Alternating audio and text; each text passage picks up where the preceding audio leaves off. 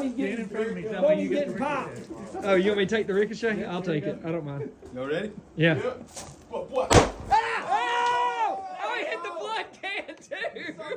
You hit the actual can of blood. I think that was the idea, right? You're gonna look, right? I'm gonna provide direct pressure, and then what do I need to do? Anyone got a guess? Breathe. Breathe for them. Well, let's assume they are breathing, right? Yeah, we need to roll them over, right? Check for an exit wound. It's still in there. I think it's straight through the neck, actually. Oh man, shoot yeah.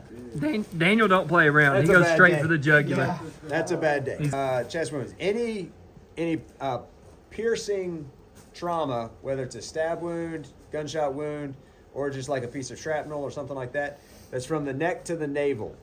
Plan on using some sort of occlusive dressing, okay? So an occlusive dressing, as opposed to gauze, this is not an occlusive dressing, right?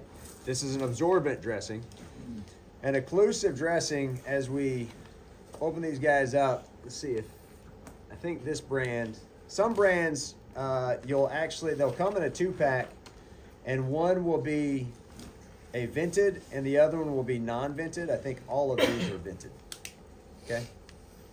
So when you take a look at these, you see the little Mercedes symbol on here. So the Mercedes symbol does not have any adhesive, right?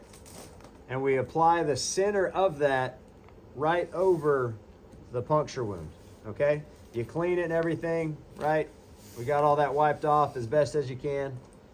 And then you apply the occlusive dressing right over top of it, trying to get it to seal right there, okay? Now, then whenever you've rolled them over, like John said, we check for an exit wound. We would put the second one back here. That's why they come in a 2-pack, to help you do entry and exit wound, all right? If you've got one that is not vented, that will go on the back.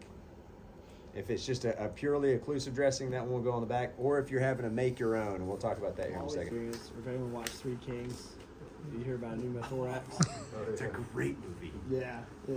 So air gets trapped in between the chest wall and the lungs, and it compresses down. The first thing that happens is you actually lose the ability to aerate that lung, and you decrease the amount of oxygen delivery. The other thing that happens is it actually presses on the heart, and it decreases circulation to the body. So what you're trying to avoid is anything really accumulating in that side of the chest, or whichever, because pressure in the chest is not a good thing for those two reasons. So this is a situation